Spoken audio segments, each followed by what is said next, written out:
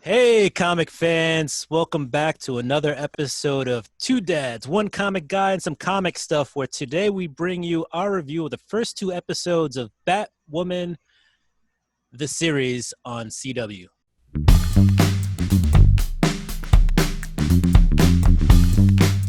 With me to my... I got it right this time. Always try this, and it's always wrong. That's Eric right there. I'm sure on his screen he's on a different side. And right below me is Brian. Hey, guys. Hello. What's up? All right. So like I said today, as I said like 5 seconds ago, we're going to be talking about Batwoman, the series on CW. It's been in the news. I wanted to say it's been in the news recently, but not quite sure when I'll release this. So it's been in the news.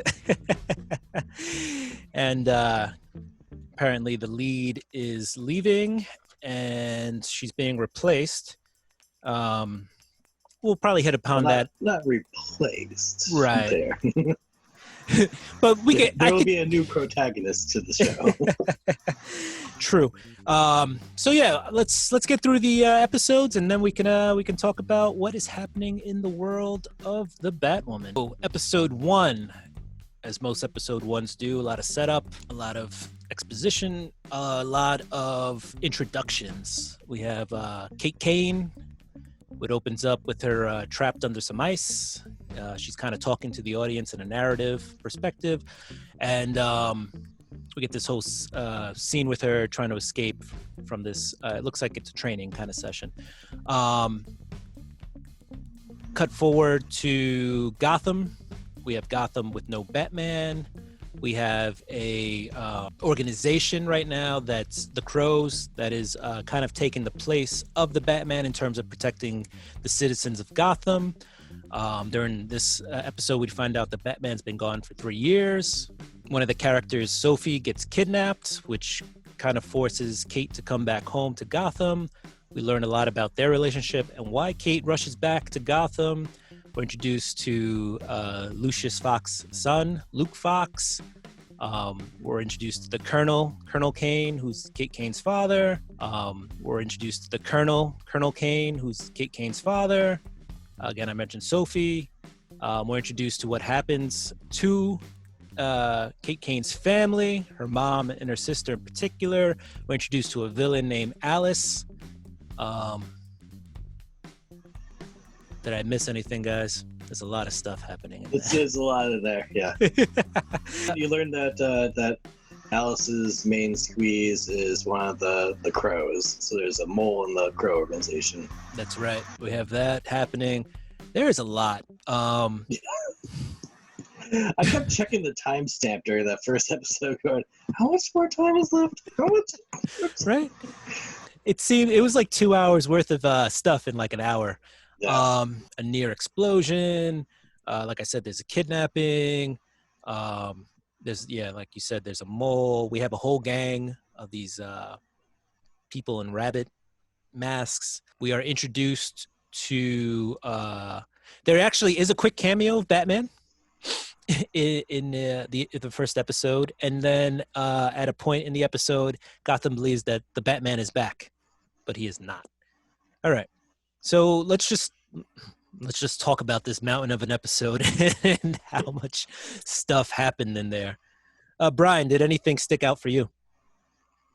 Yeah, the big thing that you kind of skipped over or just didn't get to mention yet is that Kate Kane, who becomes Batwoman, is a lesbian, which it's good to see in a CW show. I'm sure they've had some other characters that were gay or lesbian, but this is the protagonist, and it jumps right out at you in the first 5 minutes, 6 minutes of the episode.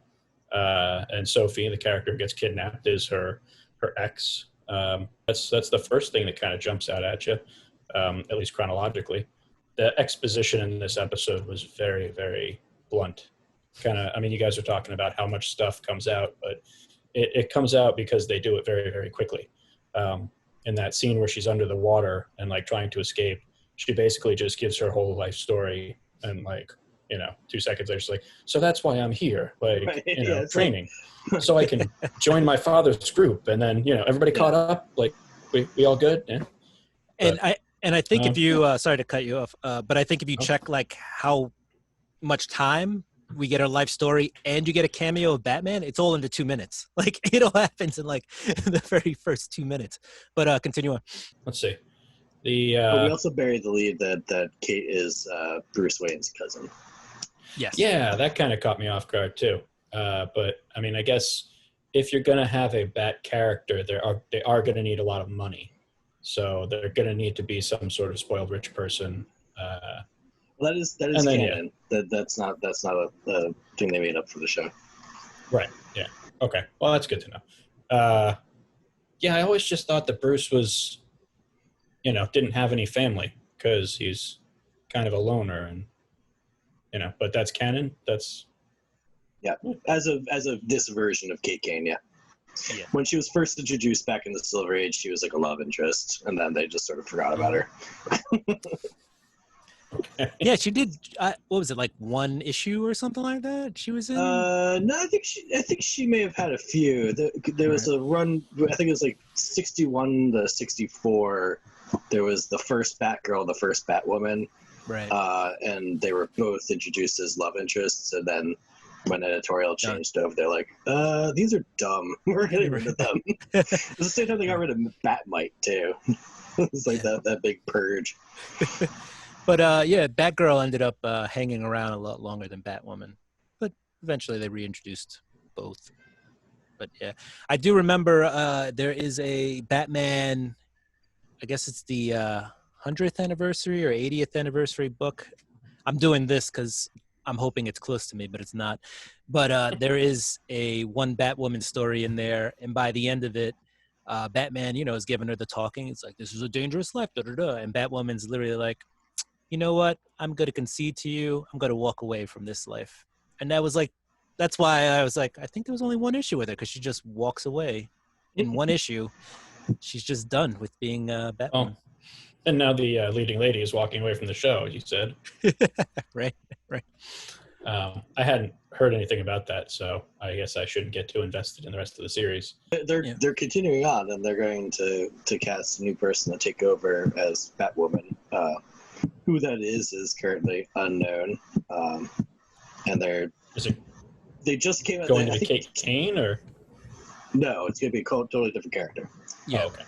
And actually, the showrunner just came out and said that they're specifically not killing off Kate Kane. They're not going to fridge her, which is really terrible thing that they always wind up doing to the poor lesbian characters that get introduced only to be then sacrificed for the sake of narrative.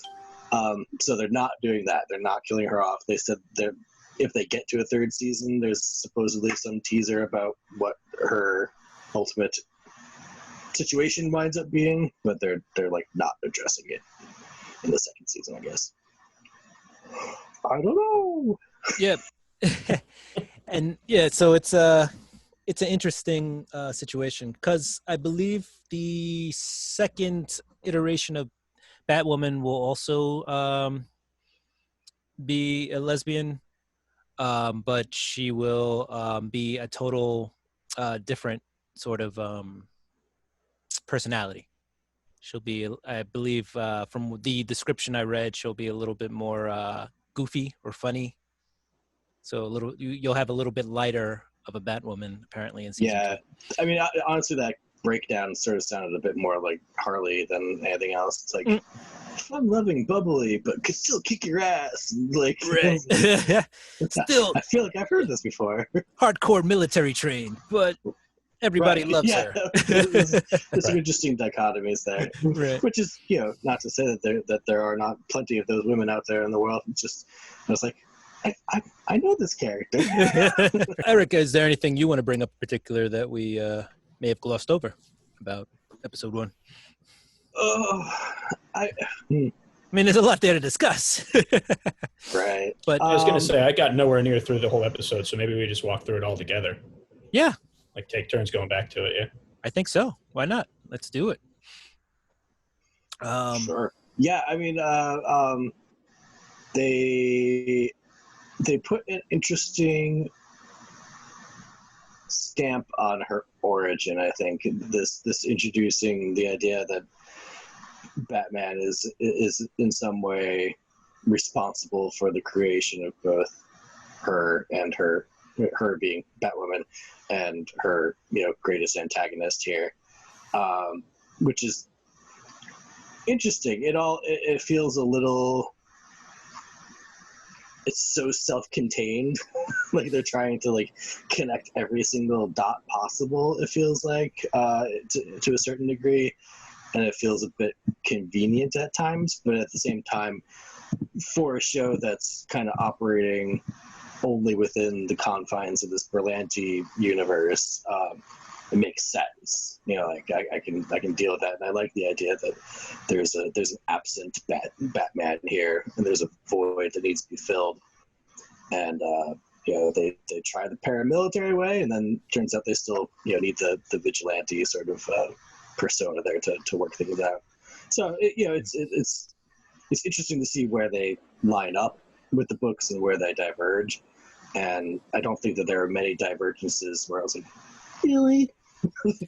It all seemed to work, oddly enough. Kind of in spite of itself at times. One of the interesting things you did say was, this universe without the Batman. And this isn't the first time we've kind of dealt with the Batverse, kind of what if Batman wasn't around? Because, I mean, if you look at Harley Quinn series, which I think we talked about a little bit back in episode 1, I mean, Batman's there, but it's pretty much he's invalid for most of the series. So he doesn't really exist. And it's like, what is Gotham like without Batman? So it seems to be kind of this... Plus, I mean, that's the entire premise of Gotham. Right. Yeah. There you go. No Batman there. So it seems like when they want to make the Batman universe interesting, they kind of just do a scenario. What if the Batman wasn't around, and what if this character was kind of at the forefront? Were you going to say something, Brian? I was going to say one of the things I picked up was the movie night that they talk about, the event that the Crows are protecting when Sophie gets kidnapped. They said it's one of the first public events in the 3 years since Batman disappeared. And it's just kind of, you're trying to wrap your head around a world where there's a city with 0 public events for 3 years, and yet there are still people who live in that city. Like, after a year or 2 years, wouldn't you, get up and move? Yeah. Well, in watching this in the midst of quarantine, I was like, oh, this is quite prescient. Yeah, I wouldn't feel comfortable going to a movie night in the park either. I understand your feelings, yeah. Also, the eagle-eyed people in the audience will note the film that they are showing during that movie night, which is Zorro, which was playing when Martha and Thomas died. Womp womp. Oh. Now I'm sad. As soon as I said there was a movie night, I was like, if it's Zorro, it's Zorro. We get it. Yeah. What does that reference to the rest of us? Martha and Bruce Wayne's parents. Okay. They get murdered after. I thought it was an opera, but that's just from. Well, it depends on the book. Usually it's Zorro. Yeah. Sometimes it's the Fledermaus. Yeah. There's also if we're talking about like little callback, there's a scene where Kate is shown a newspaper. This might be episode 2. Sorry, I might be jumping ahead, but she's shown a newspaper clipping about the Batman and where has the Batman gone after he's kind of reappeared, or they think he's reappeared, and the art style was very reminiscent of the Batman anime series in terms of the photo they used in the paper. Yeah. So it's cool. They try to throw in these little Easter eggs, and if you notice them. Awesome. Well, let's talk about why Kate Kane was away from Gotham, right? I think there's some correlations there that we can make with Bruce and Eric. Do you want to hit on why Kate Kane isn't in Gotham at this time? Well, she's sent off to train to become. Well, she thinks she's going to come back to become a crow, but spoiler alert, nope. Which that's actually one of the big diverging points from her actual origin. That was that was interesting to see, because in the books, like, everything about her becoming Batwoman is because of her dad. She comes back and he's like, "Here's a Batsuit. Like, I got some shit for you."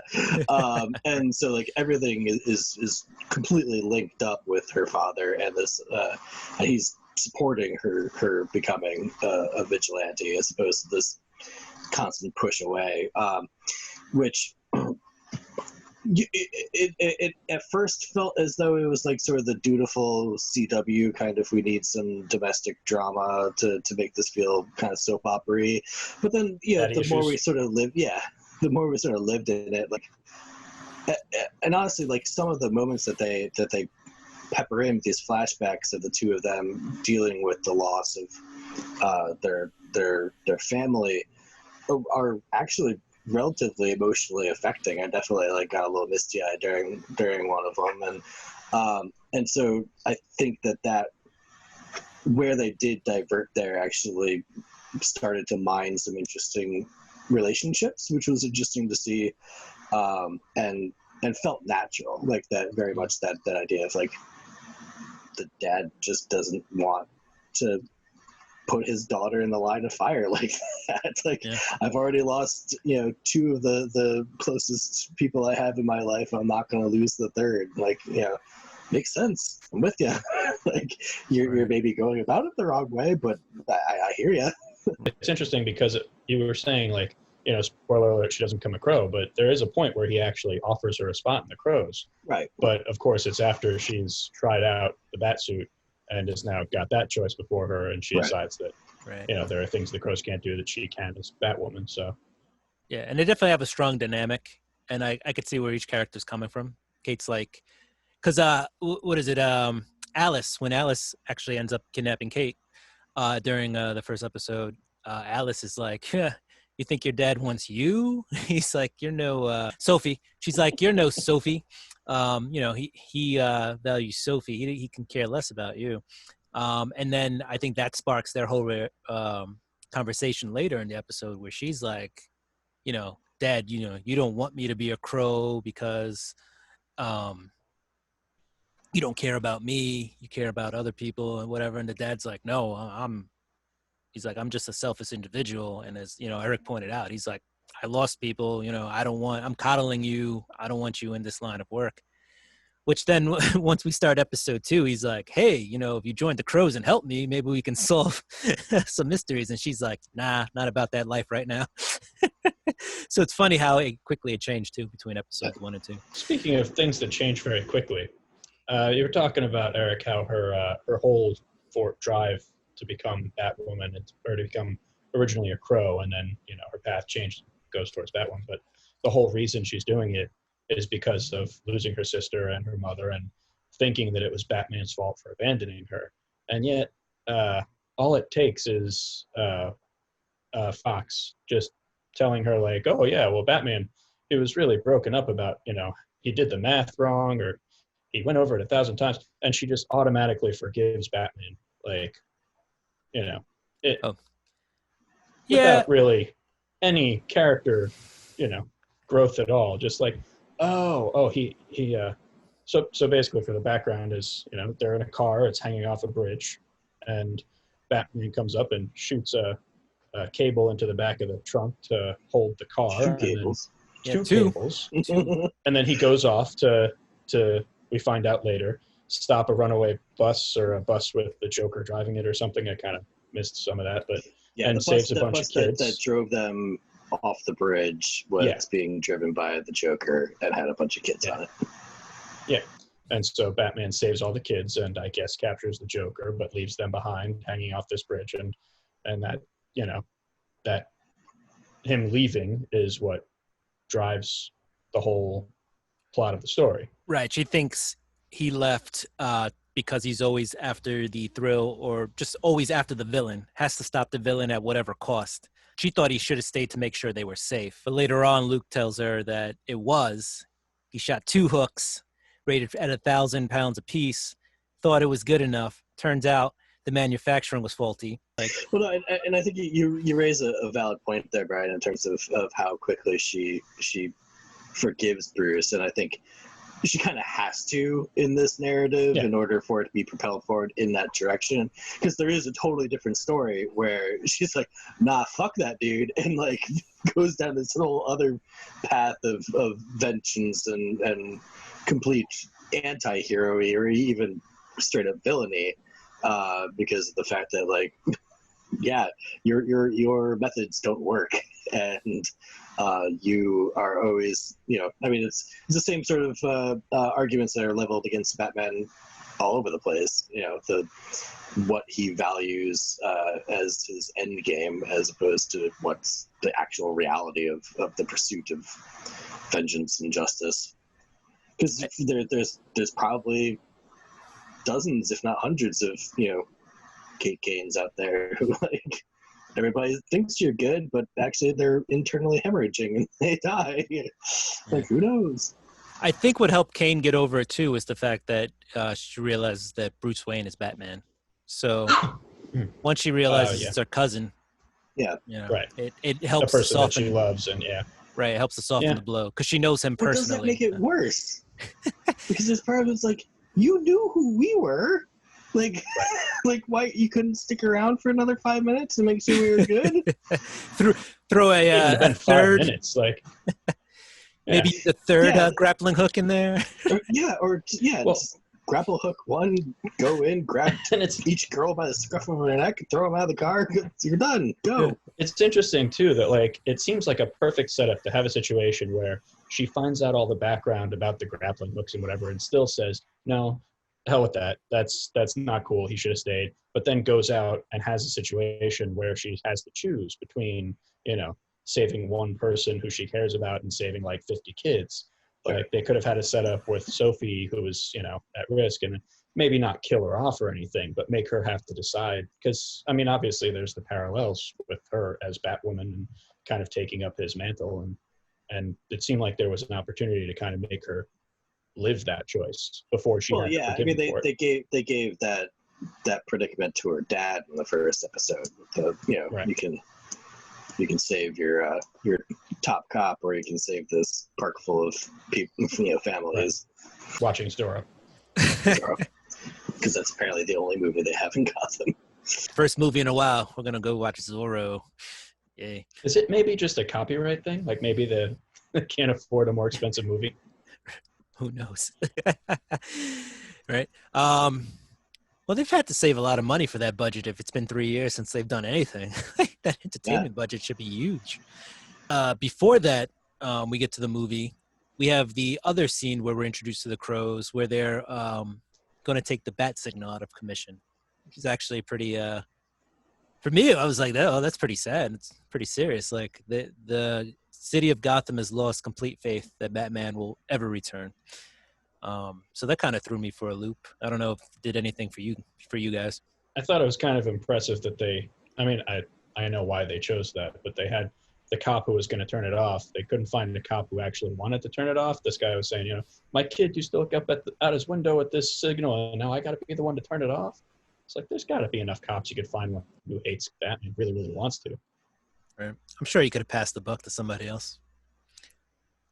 I was also hoping for like some kind of nod to like Commissioner Gordon or Barbara Gordon or somebody named Gordon happening there. But it was the scene that we were introduced to Alice. So it's kind of a pivotal scene in some ways. I want to comment on the fight scenes. I think the fight choreography is actually done pretty well in this series, except for when they have really tight close-up fight scenes. And I'm like, maybe you guys should do all your fight scenes from a distance. Yeah. The same is true with a lot of the special effects. A lot of the special effects are real fucking dodgy. Like the van they blow up, I think in the second episode, like all of a sudden very much becomes like After Effects. Yeah. Like, Fireworks. and every time she goes anywhere on like the grapple line, I was like, oh god. Yeah. Even the bat suit at first just looks very clunky.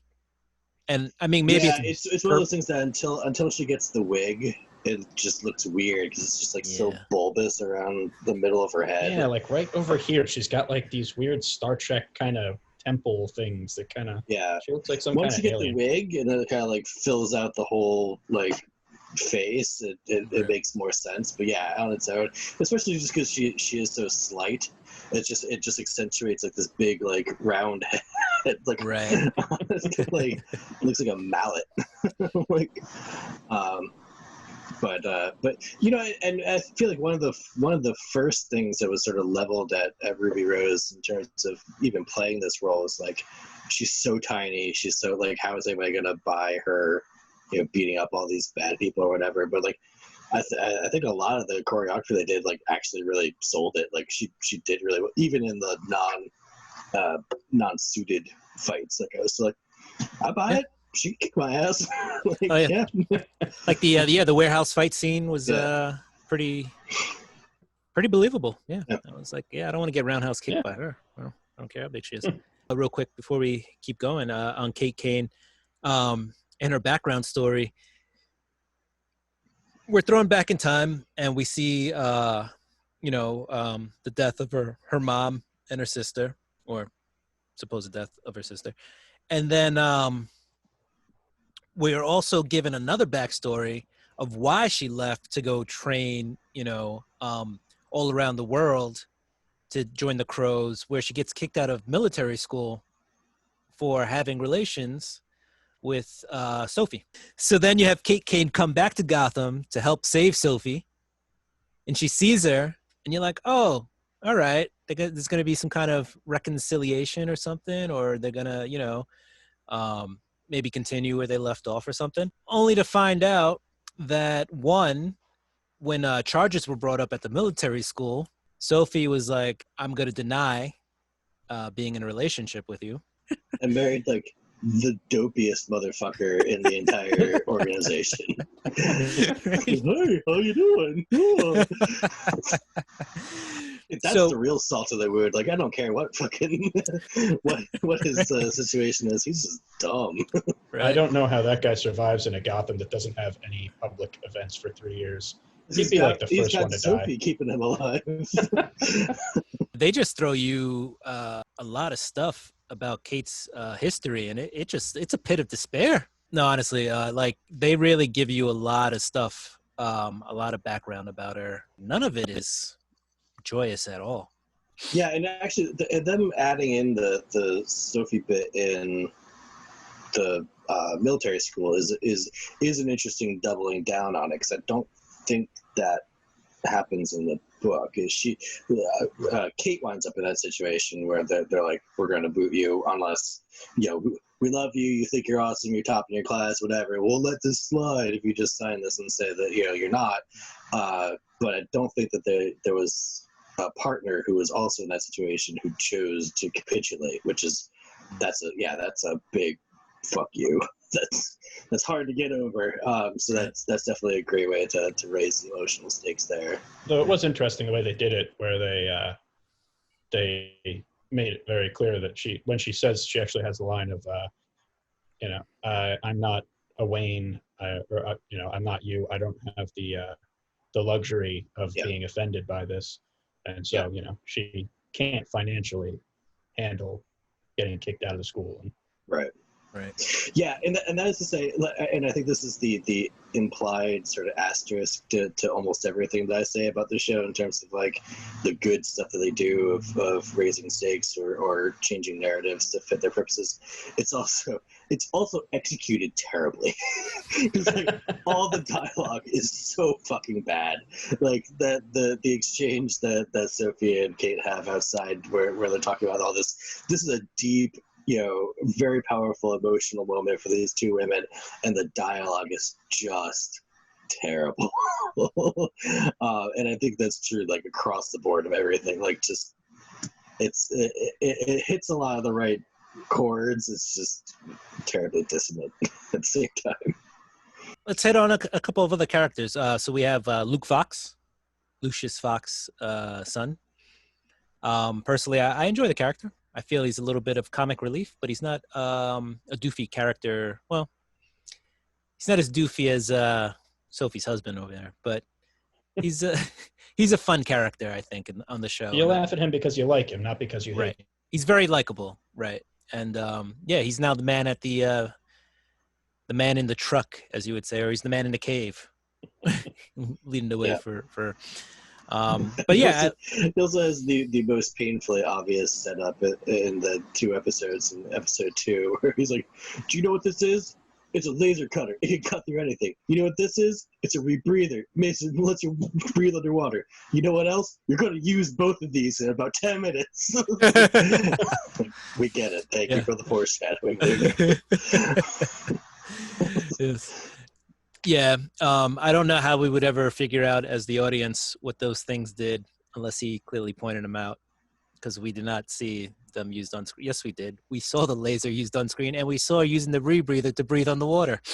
That was my point. So if they didn't bring them out, you should probably be like, wait, where the hell did you get a laser from? Where's Q? I was just sorry. I was just reinforcing what you said. He goes to the point of saying, like, I don't even know how these things work, but apparently she figures out how they all work. Right. Before, he's like, I don't know how to going use out them. the field. Yeah. Well, you see, with the laser gun, you can probably pull the trigger. Oh, there might be more to it than that. That was my thing about the rebreather too. It's like, don't you just kind of stick it in your mouth and go? I don't know. Yeah. I don't know if I'm rebreather, so I don't know. I guess let's just quickly touch on episode 2. It looks like we've hit on a lot of the series, and then we can just tell people overall, watch it or not watch it. I also didn't touch on anything about her, Kate's stepsister and stepmom. That's right. Let's go back and talk about that. Let's go back and talk about that. Yeah, her stepsister, Mary, right? Mary? Yeah. Mary. Yeah, who was secretly running like a downtown medical clinic for street level thugs and stuff. Hospital. And her sort of sketchy stepmom, we find out at the end of episode 2, is super sketchy. She comes across as like the cold socialite. Like she's just kind of there. She's got the money. She's all about the appearances. She wants the party to be run just right so that they have the appropriate responses on social media and blah blah blah and all that sort of stuff. And, right, because you had the pro Batman signal people, and the daughter was all with them and doing the social media thing, and the mom's like, "Stop that! You're embarrassing me." Yeah, you totally get that vibe. And and the sister, she does seem kind of she comes across as another like socialite, not much there, but then later on, as you mentioned, Eric, you find out she's running that underground hospital, and even Kate Kane's like, "Whoa, I thought there was a lot less to you," or something along those lines. So yeah, she ends up being a cool character, and you could tell like she's probably going to be a pivotal character because she has that hospital, and we all know as the Batman usually gets effed up, right? Batwoman's like, gonna be Daredevil's night nurse. Yeah. Yep. She's definitely going to be there to tend to some wounds. We did mention Alice. I don't know if we talked enough about Alice, but Alice is clearly the main villain. Yeah, she just dropped a clue that leads Kate to believe that Alice is her sister, with the knife, the switchblade thing, which she's actually very adept at throwing it in stuff. I mean, she threw it through a concrete wall. Maybe that's impressive. Yeah. I mean, maybe it was just sheetrock, but it looked like concrete. So anybody could throw a knife through concrete. You're A-okay in my book.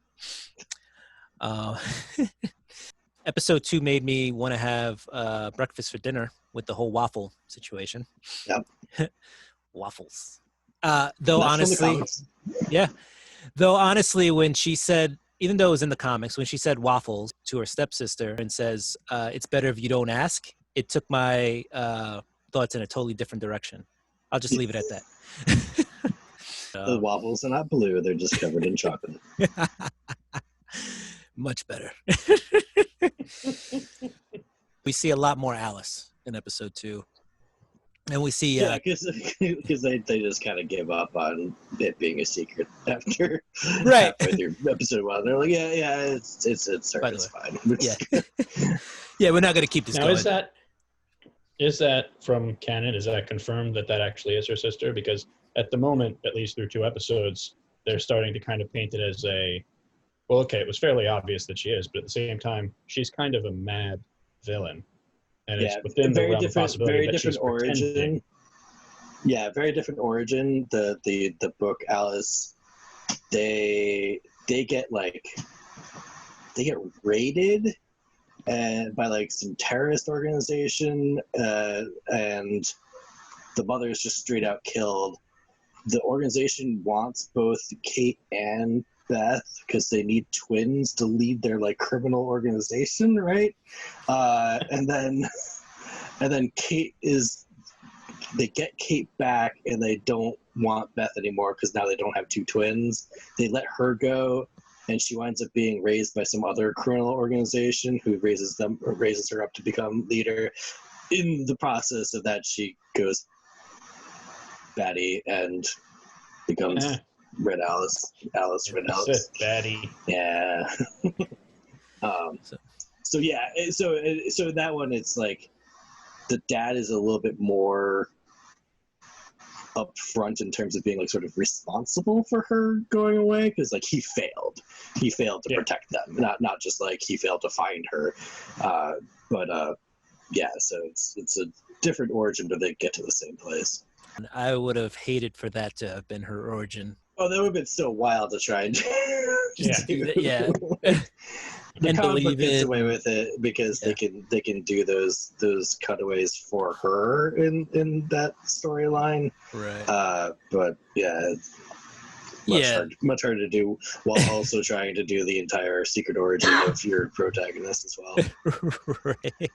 Is there anything you want to hit upon, Brian, that I may have glossed over? I'm still hung up on episode 1 with that weird training guy in like in the ice fishing circle. So, and like, such a terrible stereotype. yes. Who's on the phone? Lady who talk too much. Like this. It's like, oh, guys, you can do better than that, please. Jeez. I mean, it could have been like an interesting accent, but still somebody who speaks English. Like, right. They like tried to go for Yoda. Like, yeah, it was bad. No, they just went for really, really terrible, like stereotypical. Yeah, no. Yeah. I and it's within like the first 3 minutes, and I was like this close to the like stop button. I was oh, we need to report keep watching this. It's my homework. I took from that though, it is you get another parallel between Batman and Batwoman. You know, Bruce Wayne leaves to train to be the Batman. Kate Kane leaves not particularly to train to be Batwoman, but trains to be a crime fighter, you know, for the Crows. Well, yeah, so, I mean, Bruce didn't really originally go out to train to become the Batman at that point. Right. He was, training because, like, this isn't going to happen again. Well, there's a quote that she has, a line that she has when Luke Fox handcuffs her. She says, Bruce once gave me some great advice as a kid is, grow to be the person that you needed as a child. And then she says, and apparently the person I needed could do this, and she undoes the cuffs and handcuffs him to the server. But that's right. The idea that like she needed somebody who was a violent ninja of sorts. Apparently, I don't know how that saves you from a car wreck, but sure. So yeah. The other thing I just want to bring up about episode 2 is we get some drama between Kate Kane and Sophie.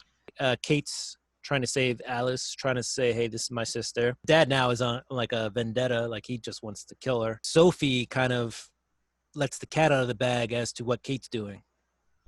And so literally Kate has to become a human shield to save Alice from being just obliterated by the Crows, ready to just like terminate with extreme prejudice. The order given by her father. Right. Which is, it's an interesting spot, though, because, like, he's being told, this is your daughter. But then he's got to believe that his daughter killed 2 cops in cold blood on, closed-circuit television. And after Kate defends Alice for a while, and it's like, hey, this is your daughter. And it kind of, penetrates a little bit. And he's like, all right, we're going to take her to Gotham. And I think they pan to Sophie, and Sophie just has the most disappointed look on her face ever. Like she just wanted to take this bitch out. And I don't know what her main problem. Well, I know what her main problem is. Alice, let her drop like 50 stories. So that'll do something. Yeah. I'm just gonna skip right to the big reveal at the end of episode 2. So we know that, or we're 99% sure that Alice is the sister. What Kate Kane doesn't know is that Alice knows that Kate is the Batwoman and writes her a long letter. Kind of, I don't know if we hit this or not, but Kate is writing letters to Bruce in a journal during these episodes. Kind of, Doogie Howser-esque. right. Writing these journals. Just like recapping her day. Like Recap. Yeah, there we go. Just recapping what's happened. And then at the end of episode 2, we have Alice doing basically the same thing, except she's writing a letter to Kate, telling Kate, hey, I know who you are. And just like you think I'm crazy for taking on this persona, you for putting on that bat suit are also crazy. We're left with this cliffhanger going into episode 3 of, how is this going to propel the story forward? What is Alice going to use this knowledge, against? This may not actually be relevant, but I wasn't certain if Kate was actually getting that letter that the voiceover was giving us, because she gets the box that has the bat in it and just the little note that says "You have our father's eyes," which very clearly indicates that she knows. Right. But so I wasn't sure that she also got that letter. It's sort of inconsequential, but that was one of those things where I was like, Are we doing both? Is she leaving the letter and this little toy bar? No.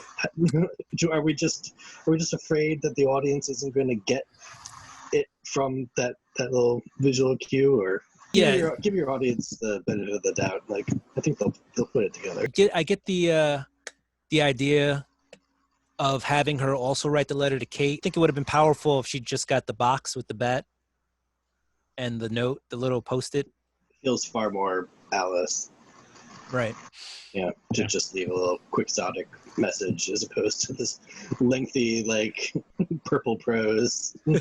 Also, fun that the bat is still alive and then slowly wakes up and flies away. So the worst special effects of that, clearly a fucking plastic bat in a box. That's It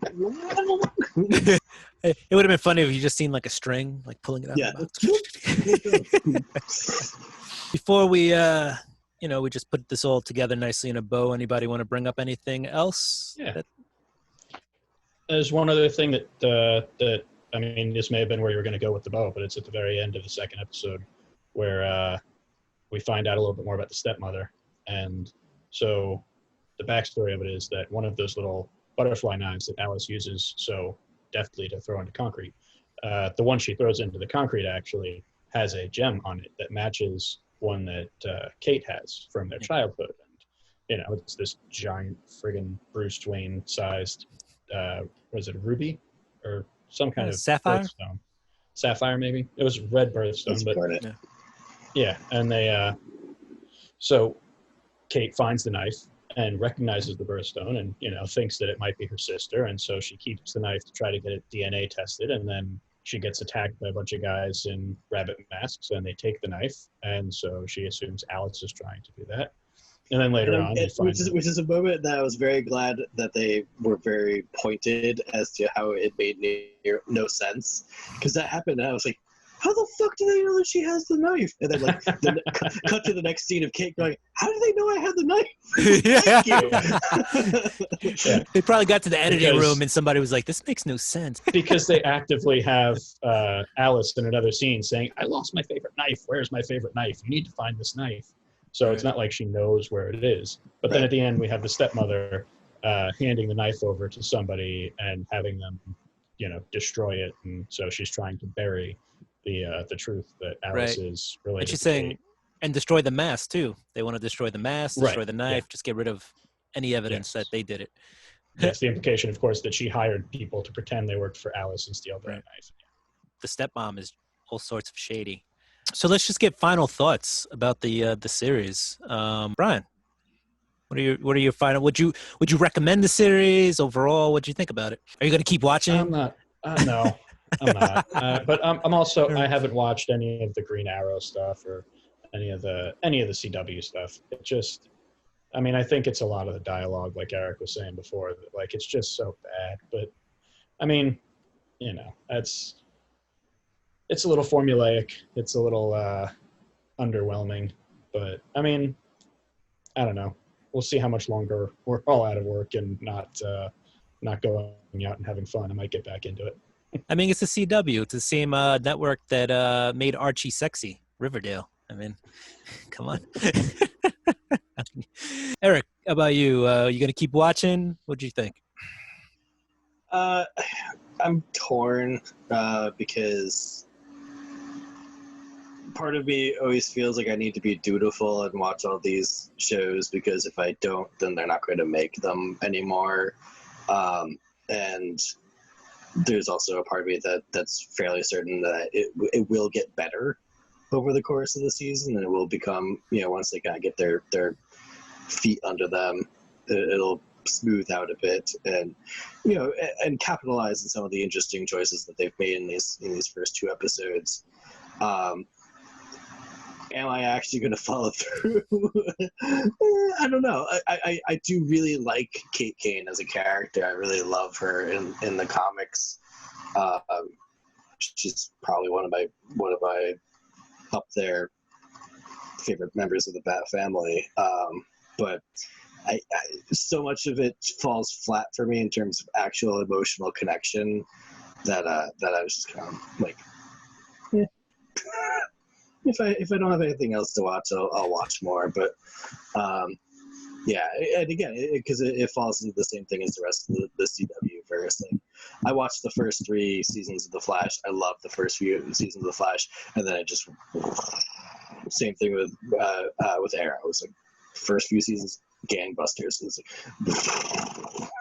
like, so I just don't know if I feel like getting invested in another show that's just gonna go. But I given the fact that they have sort of a forced shakeup for season 2, that actually may be the biggest instigator for me to go on, see how the rest of the season plays out, and then see what they do to deal with everything in season 2. Yeah, I'm gonna keep watching it. Realize it's the pilot. There's a lot of stuff that has to be thrown out there. They got to give you a lot of information. So for me, like, yeah, the first season, like you said, with Flash and Arrow, awesome. Usually, because they get their feet under them, and it keeps going, and it introduces you to a new and exciting character. And then again, I think with season 2, we're gonna have a lot of the same things that happened with season 1. Now they got to introduce a whole another character, so that might keep it fresh again. I'm gonna keep watching it. I'm up to date pretty much on Arrow and Flash. I even watch Supergirl, Black Lightning. I watch, so I'm kind of stuck watching all these. I like the first couple of seasons of Supergirl, but yeah, again, like when they switched networks, it was like, right, when it was on CBS, it had a great budget. Special effects were a thing. It was a little bit more spectacle, and then the CW likes to make everything a little bit more soap opera-ish. Whenever these characters have interpersonal relationship issues, it doesn't affect me in any way. Like, I want to just see you go out and punch a villain in the face. Like, that's why I'm watching the show. I want to see the Flash run really fast and smash the Reverse Flash into a building. Like, for me, they're trying to give you a lot of these soap opera moments, and I think they do a good job of limiting them, but they also realize that they have a certain demographic that's watching it, and they kind of want that, sexy, steamy, teenage romance stuff in there. I'm going to keep watching just because, as Eric said, like, if you stop watching, they'll probably stop making them. I'm going to go out on a limb, being that this is the 2 dads in 1 comic guy thing, that if there weren't kids for Eric and I, then continuing the series would be a much more likely enterprise. Oh, yeah. Yeah. I probably would have been caught up on it before we even thought of doing this as an episode. Kids. They fuck up your life. The more you know. They also keep you from watching mediocre TV, so keep that in mind. It's true. They also enrich your life. Oh, I have 2 pieces of trivia. Okay. Throw them out there. Love it. Actually, so I'll pose them as questions. One of them is more Brian related. Okay. Did anybody catch the name of Alice's boyfriend? Ooh. I caught it the second time. It was something with a D. It sounded like Durst or something. Like, for some reason, Dodson. What is it? Dodgson. Okay. Oh, Dodgson. Dodgson. Yeah, Dodgson. Yes. Anybody know what that relationship is to Alice in Wonderland? Oh, no. Yeah. No. Charles Dodgson is the real name of Lewis Carroll. Ah. Ooh. The more you know again. This one's more for Brian because he's a fan. Did you catch who the voice of Vesper Fairchild is? The radio announcer? No. She should be very familiar to you. When you say radio announcer, you mean the... She shows up. There's VO from her in a couple of moments in the second episode. Yeah. She's like, "Tell me that the Batman's really back." Oh, no, I didn't catch it at all. Who is it? It's Rachel Maddow. All right. That makes sense. More you know. All right. And while I have no Easter eggs. while we're on the theme of asking Brian questions, Brian, let's see if you know these characters. All right, this one is going to be pretty easy, I think. The Flash. Yeah. Unless you mean the one he's holding, I'm not going to guess. I will admit, there was a long time before I knew that Flash Gordon was not the name of the Flash. Oh. I mean, that's when you're young. That could be. I'm talking 25 years. Yeah, I had that confusion when I was younger too. All right. So this is a sketch cover. So not in color. I am basically hiding the title of the book. Uh-huh. Is that Doctor Strange? That is Doctor Strange. That's weird. I didn't know he had like a little... It almost looks like a cross, like a little Crusader symbol on his chest. Yeah, I mean, he's got a couple of different... For a second, I thought... But no, good job so far. Okay, this one is not so much a character as it is a movie. Can you guess what movie this cover's from?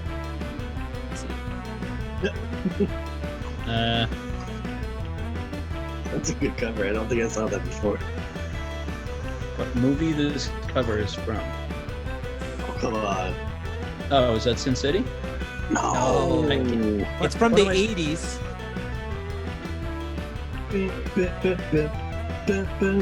It's got a popular musician in the 80s. Passed away a couple of years ago. Purple Rain? Yeah! There you go. And what am I supposed to... What's supposed to give that away? It's the movie poster. Cover. Yeah. He's riding the motorcycle. Yeah. Okay. I've never seen the movie, so... All right. Well, you said Purple Rain. Yeah. You got it. You knew enough. There we go. All right. You're 3 for 3, which means you scored 100%. But this is the bonus round. I don't think I should get the third one, but that's okay. I'll give it. This is the bonus round. There's no way you're going to get this. I know that. Eric knows it. Well, he doesn't know until he sees it because it's a very recent character. And unless you've been paying attention to hype and speculation. I think I know exactly who this is before it even comes up. Yep. Any idea? Didn't we talk about her last time? Maybe we didn't. We might have. It's DC, so it's not going to be Jubilee. No. Such a great cover. Right? Did you talk about it last time? So glad I have 3 of them coming.